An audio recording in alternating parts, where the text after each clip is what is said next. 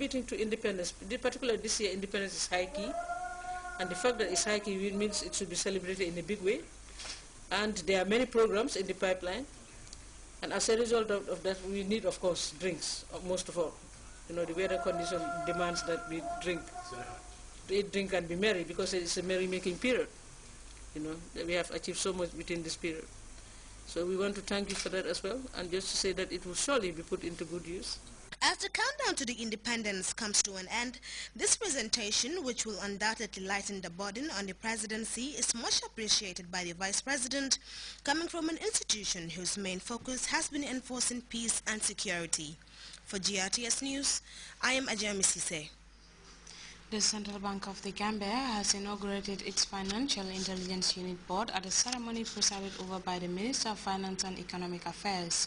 The development, as we hear in this report by Ndeye Kumba Demba, is in line with the Anti-Money Laundering Act of 2012.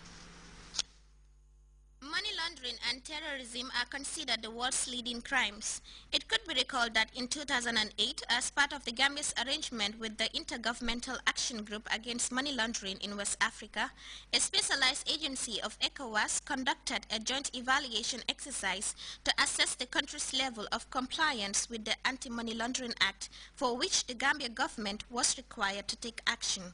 By virtue of that, the Financial Intelligence Unit, which has been operating under the Central Bank of the Gambia until recently, has become fully independent. Abdul Kolim, Minister of Finance and Economic Affairs, in delivering an inaugural statement, articulated that the Gambia is taking firm steps to guarantee that the provisions of the new anti-money laundering legislation is successfully implemented. The Financial Intelligence Unit, which has been in existence for several years now and operating as a unit under the Central Bank, has now become an independent outfit with the enactment of this new law. It is tasked with, among other things, assisting in the identification of proceeds of criminal conduct and combating of money laundering and terrorist financing. The unit is vested with functions and powers necessary for the effective discharge of the objects for which it is established. In the Gambia, the fight against money laundering and terrorism financing dates back to 2002 with the enactment of the Anti-Terrorism Act 2002. The Gambia passed into law the Money Laundering Act 2003 in response to various international conventions on the fight against money laundering and terrorism financing. The inauguration of this board, honorable ministers, marks the commencement of the establishment of an independent FIU as enshrined in the Act, the AML-CFTC Act. I have no doubt that the members of the board that has just been inaugurated today are aware of the huge challenges ahead. And may I, on behalf of the members of the board, assure you that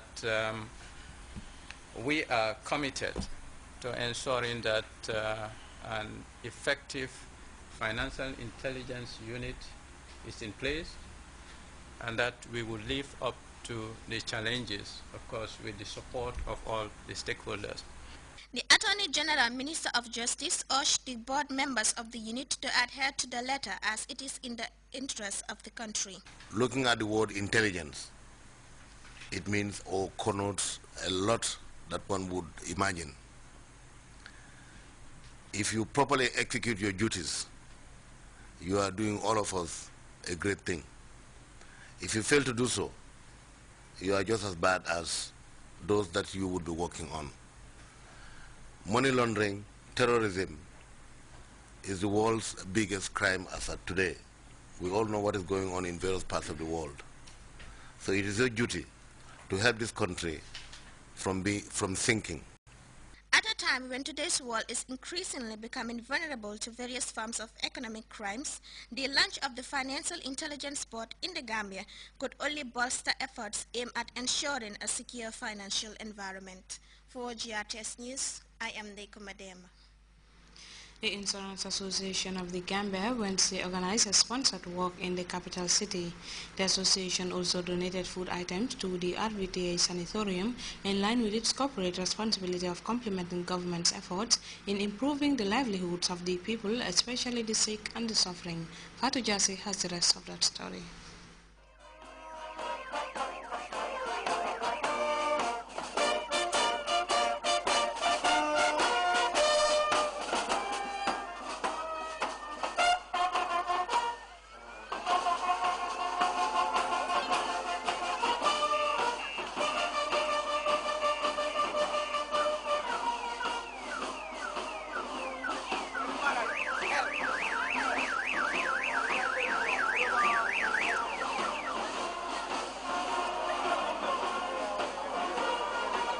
The Insurance Association of the Gambia successfully organized a sponsor walk led by the Gambia Police Band through the streets of Banjul with public proclamation of the message of the importance of insurance to the public, attracting attention of the passerbys, drivers and onlookers. This third edition of the Insurance Awareness Week is expected to end on the 16th of this month under the theme Contribution of Insurance Stakeholders Towards Eradicating Poor Public Image of the Industry. The purpose is primarily to engage the public on educational and other activities aimed at increasing public awareness on insurance and restore public confidence in the industry. The association also feels it fitting to lend their hands to the sanatorium of the Royal Victoria Teaching Hospital in the form of food items. Receiving the donated items on behalf of the sanatorium of RVTH, the chairperson of the donation committee expressed her deepest gratitude to the donors. It's another pleasure again to receive people who really think of us. When I say think of us, RVTH is for everyone. RVTH is the main referral hospital in this country. And the support we receive from people, individual, groups, really supplement the efforts of this hospital. The Association Secretary General assured the staff of the RVTH of their resolve to working with them for the well-being of the sick and the suffering at all times. Even the hospital is exposed to risks, and they also take up some insurances. Like they take up insurances for their vehicles, for their staff, and for their buildings. You know, so it is not out of the way. This is a gesture. We are just trying to be our brother's keeper, in the sense that, who knows, like he said, anybody could be. We all need the hospital. It is our institution. It is a national institution. When we can always get sick. I myself have been admitted here some years back, you know, and I do come for treatment. So we are just trying to be our brother's keeper. And this is just a small token to say thank you to the community that are supporting us in our trade. Without them, without the community, there won't be any insurance service in this country. Raymond Cisse, member of the organizing committee, expressed gratitude to all those who took part in the sponsored work. I will just say thank you to everybody who attended, Mr. Jao, the police band, and everybody who was able to attend. We thank you, and we continue to need your support to make this week a very exciting and a much more exciting week. Thank you very much.